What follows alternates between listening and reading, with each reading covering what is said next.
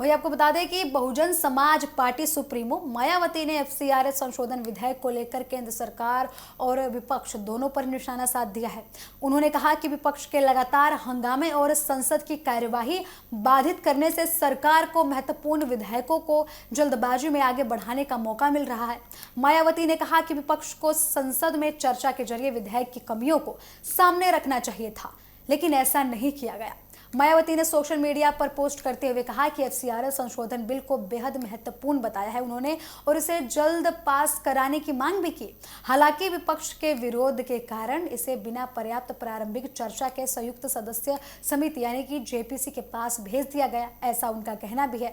आपको बता दें कि उनके मुताबिक संसद में विरोध दर्ज कराने के साथ साथ विपक्ष को विधेयक के प्रावधानों पर विस्तृत चर्चा करनी चाहिए ताकि देश की जनता को इसके फायदे और संभावित कमियों की जानकारी मिल सके।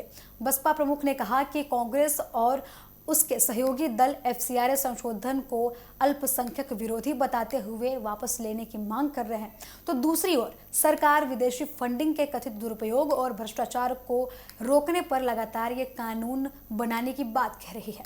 मायावती का ये कहना था कि इस पूरे विवाद में सत्ता पक्ष और विपक्ष दोनों ने मुद्दे का जरूरत से ज्यादा राजनीतिकरण कर दिया है। वही आपको बता दें कि उन्होंने यह भी आरोप लगाया है कि संसद की कार्यवाही बाधित होने के कारण सरकार को कई विधेयकों में तेजी से पारित करने का अवसर मिल गया। मायावती ने यह भी बोला है कि विपक्ष की रणनीति पर काफी सवाल उठते हैं। आगे उन्होंने ये भी बोला कि विपक्ष को जनहित से जुड़े मुद्दों को प्राथमिकता देनी चाहिए और केवल राजनीतिक टकराव तक सीमित नहीं रहना चाहिए। उन्होंने अपने बयान में जेन-ज़ी के मुद्दों का भी जिक्र किया है। उन्होंने कहा कि युवाओं से जुड़े सवाल महत्वपूर्ण हैं, लेकिन उनके साथ देश और आम जनता से जुड़े दूसरे मुद्दों को भी संसद में उठाया जाना चाहिए। उनका कहना था कि विपक्ष को सभी महत्वपूर्ण विषयों पर अपनी भूमिका निभानी चाहिए थी ताकि संसद का उपयोग जनता की समस्याओं और प्रभावी बातों पर चर्चा में हो सके। मायावती ने अयोध्या में राम मंदिर के चढ़ावे चोरी का भी जिक्र किया। उन्होंने बोला है कि जिस तरीके से वहाँ भ्रष्टाचार हुआ उसकी जांच हो। उन्होंने कहा कि इस मुद्दे को भी राजनीतिक स्वार्थ के लिए प्रयोग किया गया और इस पर भी उन्होंने विपक्ष पर निशाना साधा है। वहीं आपको बता दें कि एफसीआरए संशोधन विधेयक को लेकर संसद में सरकार और विपक्ष के बीच लगातार टकराव देखने को मिला था।